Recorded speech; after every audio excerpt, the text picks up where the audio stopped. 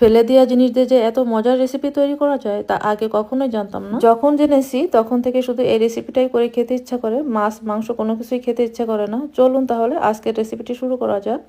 এখানে নিচে হচ্ছে আমি মানকচুর ডাগু, আর ডাগুগুলো কিন্তু মাঝখানের গুলোই নেওয়া লাগবে, মানে যে ডাগুগুলোর বেশি বয়স হয়ে গেছে ওইগুলো নেওয়া যাবে না। এখন এই কচুগুলোর উপরের খোসাগুলো ভালো করে ছাড়িয়ে নিব, আর ছাড়িয়ে নিয়ে এসে কচুগুলো ছোট ছোট করে পিস করে কেটে নিব।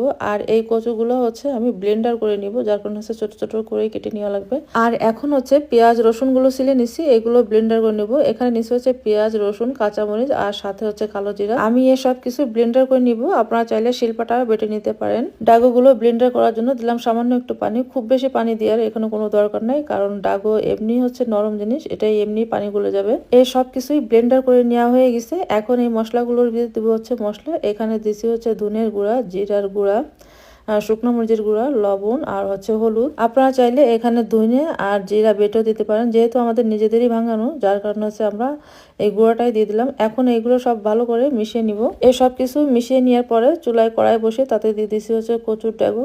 আর এই কচুর ডাগুটা কিন্তু খুব ভালো করে জাল করে নিতে হবে, যেন এর গায়ে কোনো পানি না থাকে। এখন রান্না করার জন্য আর একটা কড়াইতে দিয়ে দিলাম হচ্ছে সরিষার তেল, তারপর দিলাম হচ্ছে সেই মশলাগুলো। এখন এই মশলাগুলো খুব ভালো করে কষিয়ে নিব, যেন এর কাঁচা ভাবটা চলে যায়। এই মশলাটা যখন কষানো হয়ে যাবে তখন দিয়ে দিব হচ্ছে সেই কচুর ডাগুটা, যেটা আমি জাল করে শুকিয়ে নিছি। এখন এই কচুটা একেবারে ভেজে নিব, যেন এর গাঢ় থেকে পুরোটা পানি শুকিয়ে তেলটা ছেড়ে দেয়।